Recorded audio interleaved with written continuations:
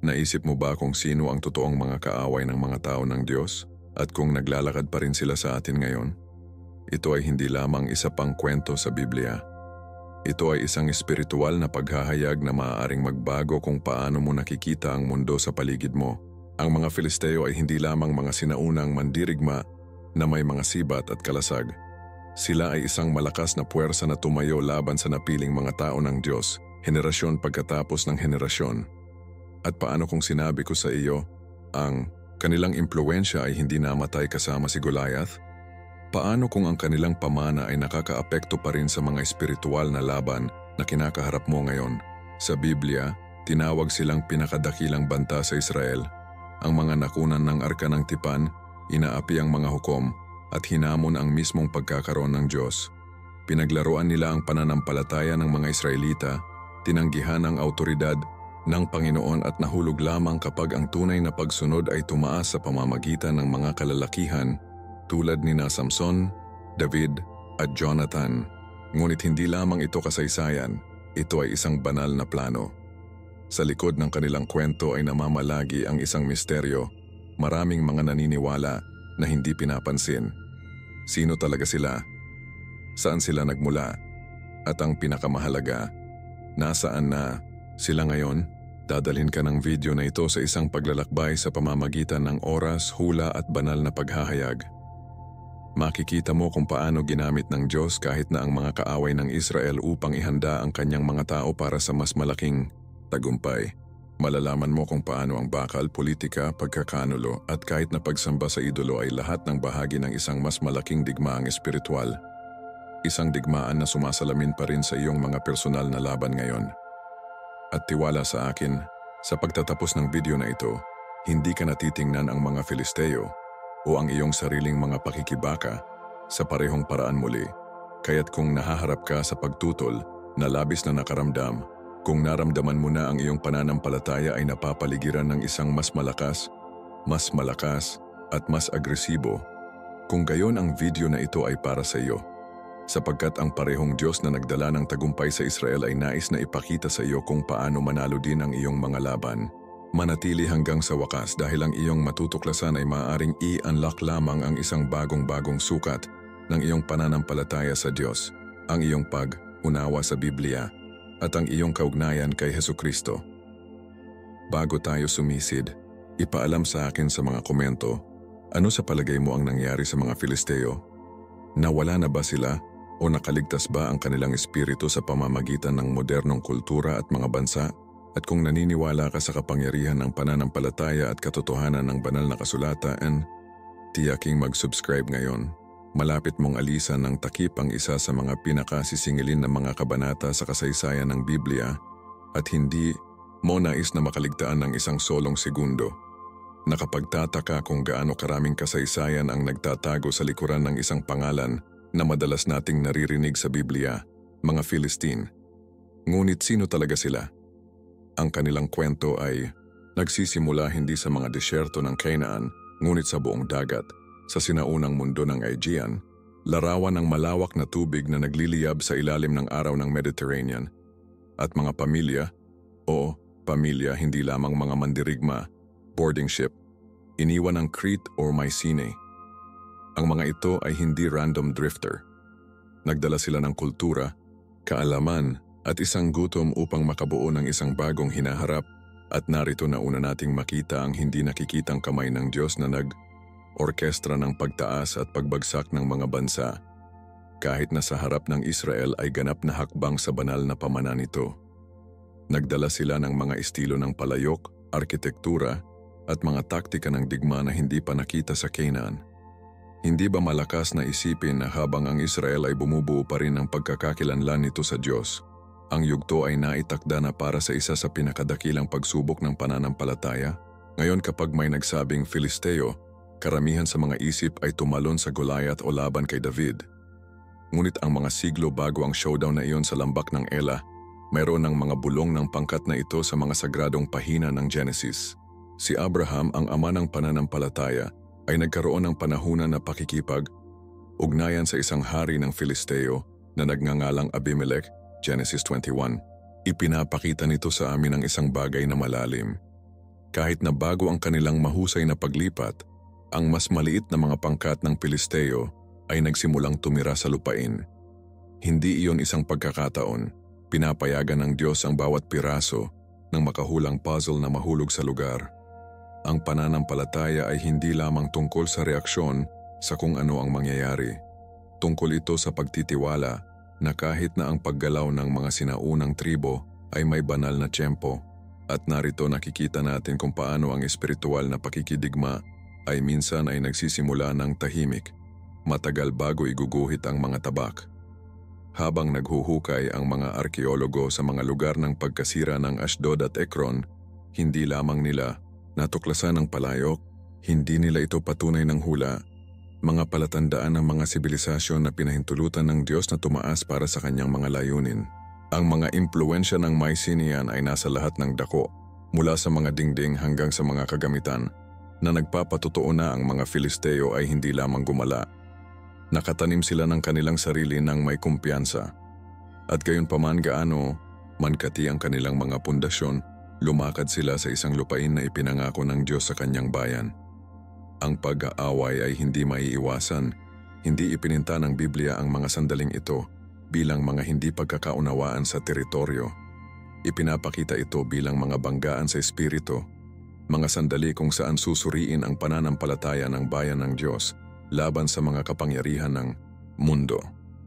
Tulad ng sa ating buhay ngayon, kapag sinubukan ng mga panlabas na impluensya na iling ang ating debosyon kay Hesukristo, dapat nating tandaan na ang kasaysayan ay puno ng mga labanan, kung saan ang pananampalataya sa kalaunan ay nagtagumpay. Mahalaga na mapagtanto na ang mga Filisteo ay advanced na teknolohikal para sa kanilang oras. Ang kanilang mga sandata, nakasuot ng sandata, at pagpaplano ng lungsod ay nauna sa anumang bagay sa mga unang bahagi ng Israelita. Nakakatakot iyon, di ba? At gayunpaman, ito ay eksakto kung saan ang kagandahan ng banal na patunay ay kumikinang.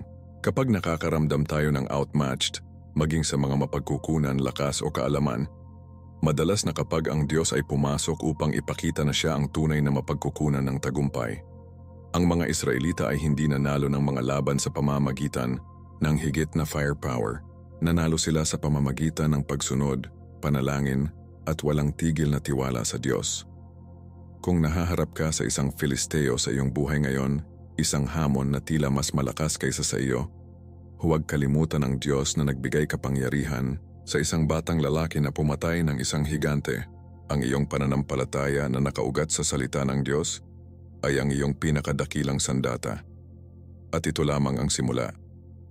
Habang lumalakad tayo ng mas malalim sa kanilang kasaysayan, makikita natin kung paano ang mga settler na ito ng seafaring ay nakalagay sa kanilang mga ipinangakong lupain na ginagawang 5 pangunahing mga lungsod ang mga katibayan ng impluensya.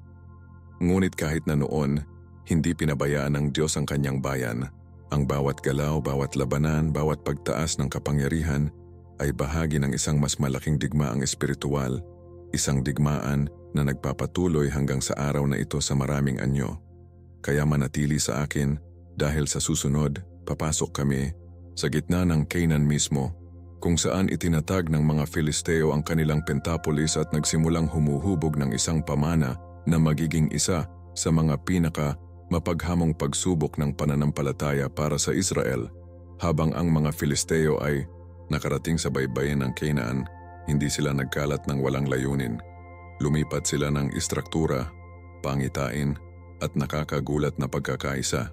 Itinatag nila kung ano ang nakilala bilang Filisteo Pentapolis, isang koalisyon ng 5 pangunahing lungsod: Gaza, Ashkelon, Ashdod, Gath at Ekron. Ang bawat isa ay pinasiyahan hindi ng isang hari, ngunit sa pamamagitan ng isang seren, isang uri ng Panginoon o prinsipe na namamahala sa autoridad na nakipagtulungan sa iba. Ito ay isang federasyong pampulitika at hindi maliit na detalye. Nangangahulugan ito na ang mga Filisteo ay hindi lamang isang libog na tribo, sila ay isang sibilisasyon organisado at sinasadya sa mga panahon ng Biblia. Ang antas ng pagkakaisa na ito ay bihirang, lalo na sa mga taong lumipat lamang. Ngunit muli, nakikita natin ang soberano ng Diyos sa trabaho. Ang mas malakas na kaaway, Mas malaki ang kaluwalhatian kapag ang pananampalataya sa Diyos ay nanaig. Nakatutuwang tingnan kung paano naging mga sentro ng kalakalan, lakas ng militar, at impluensya sa kultura. Halimbawa, si Gaza ay isang hub para sa commerce, pagguhit ng mga kalakal mula sa Egypt at higit pa. Ang Ashkelon, kasama ang madiskarteng lokasyon ng baybayin, ay umunlad bilang isang gateway ng maritime. Ang bawat lungsod ay may papel na ginagampanan at magkasama, lumikha sila ng isang network na matipid at militar na malakas. Hindi ito isang random na pag-areglo, ito ay isang mahusay na nakaplanong pagsalakay sa teritoryo na ipinangako ng Diyos sa Israel. At para sa mga tao ng Diyos, ito ay nagdulot ng isang malubhang hamon sa espiritual. Paano ka mananatiling tapat sa salita ng Diyos kapag napapalibutan ng mga sistem na niluluwalhati ang lakas, kayamanan at impluensya ng tao? Ito ay isang katanungan na umabot pa rin sa bahay ngayon, hindi ba? Nasa ating karera ang ating mga relasyon o ating kultura. Ang mga tao ng mga tao ay madalas na nabubuhay ng tama sa gitna ng mga lungsod ng Filisteo sa espiritual na pagsasalita. Ngunit narito kung saan ang mga bagay ay talagang nakakaintriga. Ang kanilang kasanayan sa bakal. Tama iyon, habang ang Israel ay nagtatrabaho pa rin sa tanso, ang mga Filisteo ay nakapasok na sa Iron Age. Binigyan sila ng mga mahusay na armas, karwahe, tool, at kahit isang kalamangan sa ekonomiya. Sa katunayan, 1 Samuel 13:19-20 ang nagsasabi, "Sa amin na walang panday na matatagpuan sa lahat ng lupain ng Israel, dahil ang mga Filisteo ay may estratehikong paghihigpit sa pag-access sa paggawa ng metal. Ang mga Israelita ay kailangang pumunta sa mga Filisteo para lamang patalasin ang kanilang mga tool sa pagsasaka. Isipin ang pagkabigo, mga tao ng mga tao, pinili at tinawag, pinilit na umasa sa kanilang mga kaaway para sa pinakapangunahing mga pangangailangan. Ngunit huwag palalampasin ang aralin dito. Minsan pinapayagan ng Diyos ang kanyang mga tao na mapagpakumbaba upang maglakad sa mga panahon ng pag-asa, kaya naalala nila ang kanilang tunay na mapagkukunan ay hindi bakal, ginto o kapangyarihan. Siya ay siya, palagi siyang naging kanya. Gayunpaman ang mga Filisteo ay hindi lamang nangingibabaw sa pisikal, sila ay agresibo din sa espiritual. Ang kanilang mga lungsod ay napuno ng pagsamba sa idolo, paganong ritual at mga templo sa mga Diyos tulad ng Dagon. Ang mga ito ay hindi neutral na pagkakaiba sa kultura. Ang mga ito ay direktang mga affront sa kabanalan ng isang tunay na Diyos. Iyon ang dahilan kung bakit ipininta ng Biblia ang pagkakaroon ng Filisteo na higit pa sa pampolitika. Ito ay espiritual na pakikidigma. Para sa Israel, ang hamon ay hindi lamang upang mabuhay ngunit upang manatiling tapat, upang hindi timpla, upang mapanatili ang tipan sa Diyos kahit na napapaligiran ng impluensya, presyon at tukso. At hindi ba iyon ang kinakaharap nating lahat? Nasa paaralan man ito, sa trabaho o maging sa ating sariling mga tahanan, ang tukso na makompromiso ay totoo. Ngunit ipinapakita sa atin ng Biblia, sa bawat labanan, sa bawat lungsod, na ang pagsunod sa Diyos ay palaging nagdudulot ng tagumpay sa wakas. Kaya, habang lumilipat tayo sa kwentong ito, malapit na nating masaksihan kung paano ang pag-igting sa pagitan ng dalawang mundong ito, ang Israel at Filistia, ay umaabot sa punto ng kumukulo. Ang mga paghaharap sa militar ay malapit ng sumabog, at ang mga espiritual na katotohanan ay ihayag sa mga makapangyarihang paraan. Ang pundasyon ay inilatag, at ngayon nagsisimula ang tunay na salungatan. Ang mga lungsod ng Filisteo ay maaaring magmukhang mga katibayan ng tagumpay, ngunit malapit na silang haharapin ng isang puwersa na walang bakal na makatiis, hindi makatwiran sa buhay na Diyos, binigyan ng kapangyarihan ng salita at pinangunahan ng banal na pangako. Tingnan natin kung paano ang sinaunang karibal na ito ay nagiging bukas na salungatan at kung paano kahit nasa pagkatalo, ang kaluwalhatian ng Diyos ay hindi matahimik. Ngayon nagsisimula ang tunay na pag-igting. Sa kanilang mga katibayan na itinatag, ang mga Filisteo ay hindi lamang naninirahan sa kapayapaan, naging mang-aapi sila. Para sa mga Israelita, hindi lamang ito tungkol sa pagbabahagi ng teritoryo. Ito ay tungkol sa matatag na pangingibabaw. Inihayag ng aklat ng mga hukom ang isa sa mga pinakamasakit na panahon sa kasaysayan ng Israel, kung saan ang mga Filisteo ay may kapangyarihan sa mga tao ng Diyos na may kalupitan at pagmamataas. Ngunit tulad ng dati, ang Diyos ay hindi kailanman pinababayaan ang kanyang mga anak. Sa gitna ng kadiliman na ito, pinalaki niya ang isang tao na hindi katulad ng iba pa, si Samson. Pinahiran ng isang hukom hindi lamang sa lakas, ngunit may isang banal na layunin. Ang kanyang kapanganakan ay inihula, ang kanyang misyon ay malinaw, upang simulan ang paghahatid ng Israel mula sa mga Filisteo, Hukom 13:5, kahit na siya ay natitisod, kahit na nahulog siya sa panlilinlang, nanatili ang plano ng Diyos. Hindi ba ito matiyak na ang ating mga pagkabigo ay hindi kansilahin ang mga pangako ng Diyos? Ang kwento ni Samson ay nagtuturo sa amin ng isang bagay na malalim na espiritual. Ang mga regalo ng Diyos ay may layunin, hindi lamang kapangyarihan. Hindi siya malakas para sa kanyang sarili. Malakas siya para sa kanyang bayan. At habang nasaktan siya ni Delilah, inilantad din nito ang takot sa kaaway. Ang mga Filisteo ay hindi lamang umaasa sa mga espada. Sila ay nagsagawa ng pang-aakit at pagmamanipula upang sirain ang napili. Gaano kadalas nangyayari ito sa ating buhay?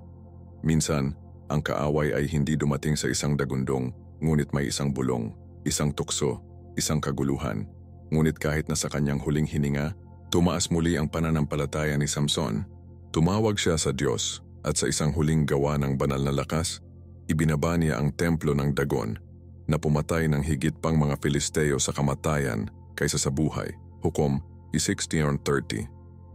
Ang sandaling iyon ay nagpapaalala sa atin, kahit na sa ating pinakamahina na oras, kung tatawagin natin ang Diyos na may katapatan, maaari pa rin niya tayong gamitin ng malakas para sa kanyang kaluwalhatian.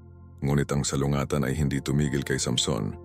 Ang isa pang hukom, si Shamgar, ay umakyat na walang iba kundi isang ox goad, isang simpleng tool sa pagsasaka, at sinaktan ang 600 Filisteo. Hukom 3:31. Ito ay hindi lamang isang gawa ng katapangan, ito ay isang banal na mensahe. Hindi kailangan ng Diyos ng mga piling armas upang magdala ng tagumpay. Kailangan niya ng kusang puso.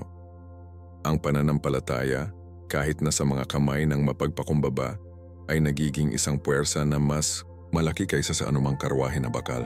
Iyon ang puso ng digmaang espiritual. Hindi ito tungkol sa kung ano ang hawak mo. Ito ay tungkol sa kung sino ang humahawak sa iyo. At kapag naglalakad ka kasama si Hesukristo, kahit na ang iyong mga limitasyon ay maaaring maging mga instrumento ng kapangyarihan, ang Biblia ay puno ng mga paalala na ito sapagkat nais ng Diyos na ihinto natin ang underestimate kung ano ang magagawa niya sa pamamagitan natin. Hanggang dito, ngayon. Ngayon ay dumating ang isa sa mga pinaka-dramatiko at simbolikong sandali sa buong lumang tipan, ang pagkuha ng arka ng tipan. Sa 1 Samuel 4, ang Israel, natalo at nalilito, nawala ng arko sa mga Filisteo. Ito ay isang pambansang trahedya. Ang arka ay hindi lamang isang sagradong bagay. Kinakatawan nito ang pagkakaroon ng Diyos sa gitna ng kanyang bayan. Isipin ang heartbreak, ang takot, ang kahihiyan. Ngunit ang susunod na mangyayari ay patunay na ang Diyos ay hindi nangangailangan ng isang hukbo upang ipagtanggol ang kanyang pangalan. Sa 1 Samuel 5, ang ark ay nagdadala ng mga salot sa mga Filisteo. Ang kanilang idolo na si Dagon ay nahuhulog sa harap nito. 2, ang mga bukol at gulat ay kumalat sa buong lungsod ng Filisteo. Kung saan man nila ilipat ang arka, sumusunod ang paghatol. Ang Diyos ay nakikipaglaban sa kanyang mga pakikipaglaban sa walang mga kamay ng tao.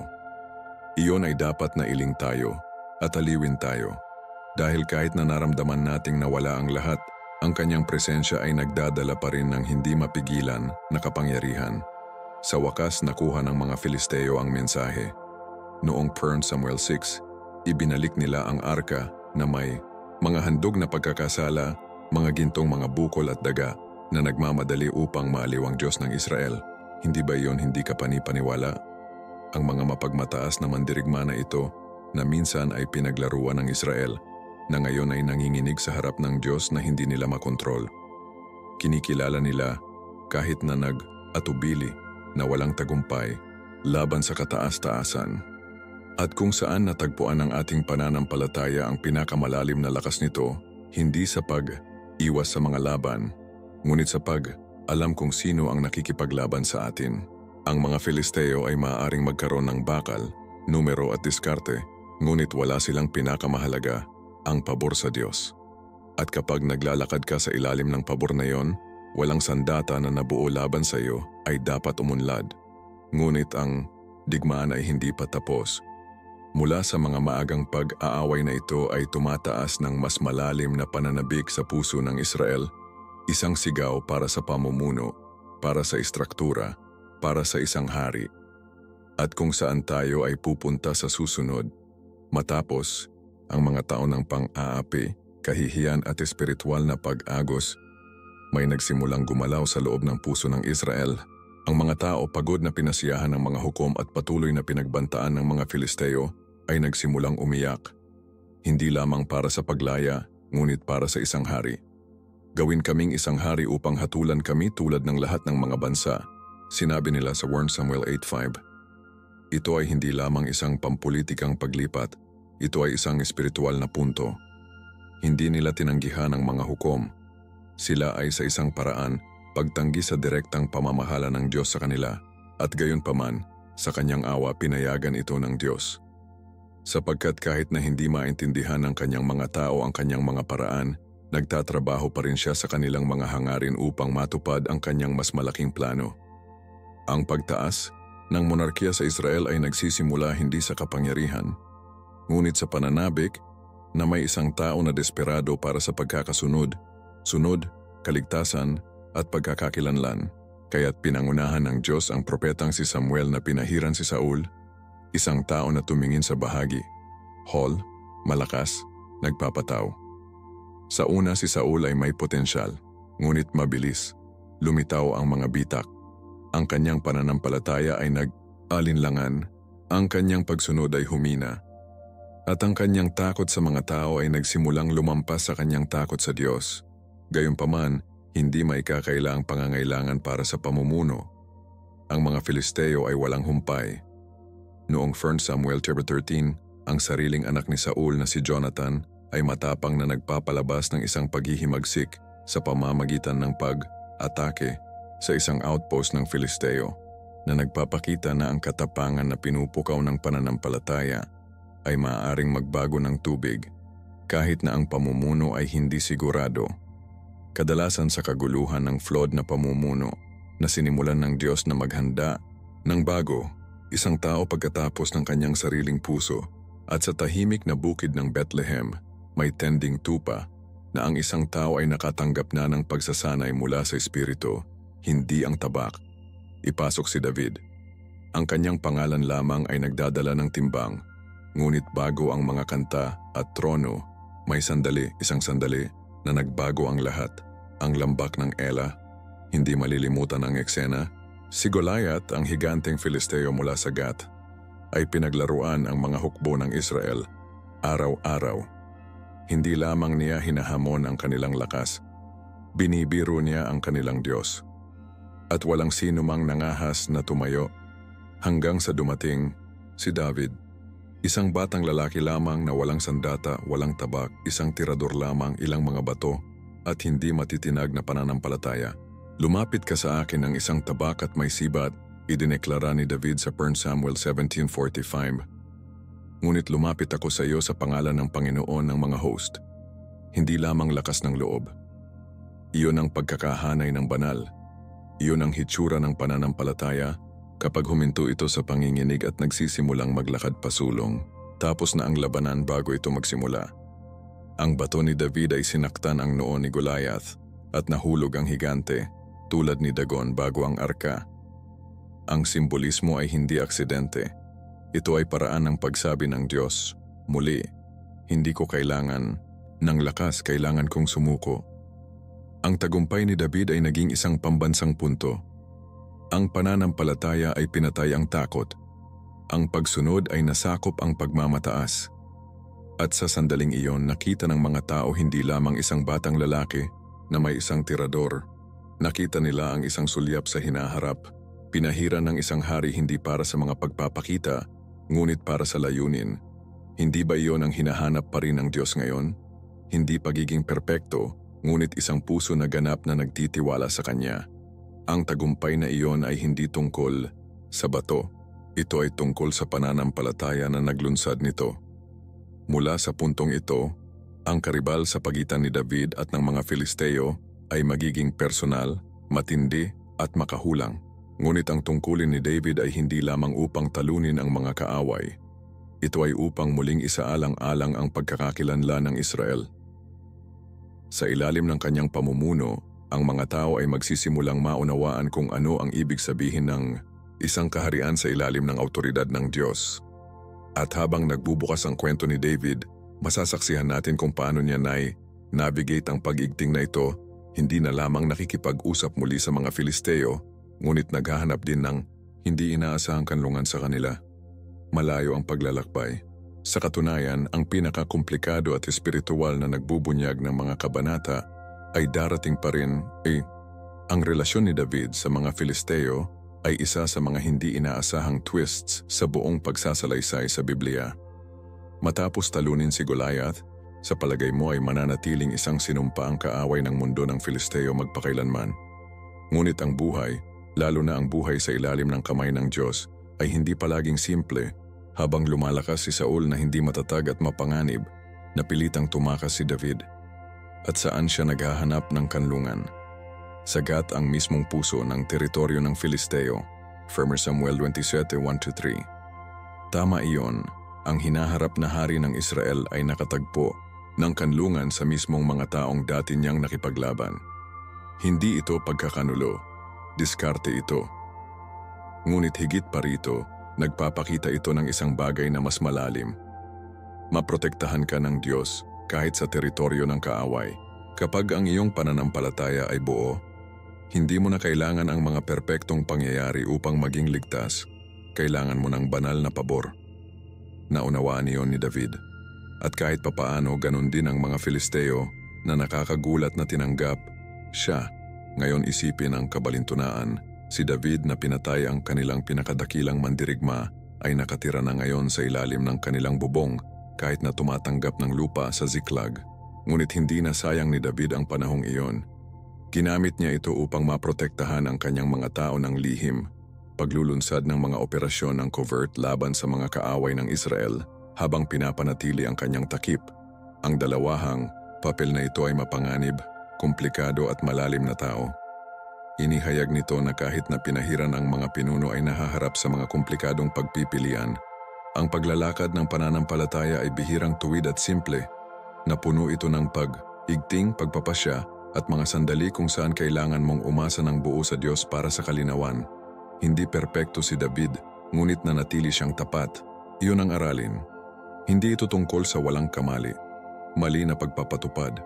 Ito ay tungkol sa manatiling nakahanay sa layunin ng Diyos kahit na naglalakad ka sa dayuhang teritoryo. Ngunit ang mga bagay ay malapit nang lumipat muli. Habang bumagsak ang paghahari ni Saul at naghanda ang mga Filisteo para sa isa pang mahusay na labanan, tinanggihan si David mula sa pakikipaglaban sa tabi nila, ang interbensyon ng Diyos. Bumalik siya upang hanapin si Ziklag na sinunog at ang kanyang mga tao ay bihag. At sa sandaling iyon ng pagkawala, kalungkutan at kawalan ng pag-asa, ginawa ni David kung ano ang dapat malaman ng bawat espiritual na mandirigma na gawin. Pinalakas niya ang kanyang sarili sa Panginoon. 1 Samuel 36. Wala sa mga sundalo, hindi sa mga diskarte. Sa Diyos, hinanap niya ang banal na payo at hinabol ang kaaway, iligtas ang lahat at lahat. Ang sandaling iyon ay higit pa sa kasaysayan. Ito ay isang espiritual na plano. Kapag gumuho ang lahat sa paligid mo, hindi ka nahuhulog dito. Tumataas ka sa pamamagitan ng pag-on ng iyong mukha sa Diyos, matapang na nagdarasal at lumalakad sa pananampalataya. Iyon ay kung paano na reclaim ang tagumpay. Nang maglaon, habang opisyal na kinuha ni David ang trono, hindi niya tinanggal ang bawat bakas ng Filisteo. Sa katunayan, isinama niya ang mga pangkat tulad ng mga Cherethites at Pelethites, naniniwala na maging Filisteo o Cretan mercenaryo sa kanyang piling tao sa 2 Samuel 8:18. Ang mga kalalakihan na ito ay naging ilan sa kanyang pinakamatapat na tagapagtanggol. Hindi ba iyon ligaw? Ang mismong mga tao na dating tumayo bilang mga kaaway ng Israel ay naging mapagkakatiwala ang mga kaalyado sa ilalim ng isang matuwid na hari. Iyon ang muling pagtubos ng kapangyarihan ng Diyos sa trabaho. Kinukuha niya kung ano ang dating laban sa iyo at pinihit ito sa iyong pabor. Ngunit nangyayari lamang ito kapag ang pamumuno ay nakaugat sa pagsunod. Hindi umaasa si David sa kagandahan o pagmamanipula, umasa siya sa banal na patnubay.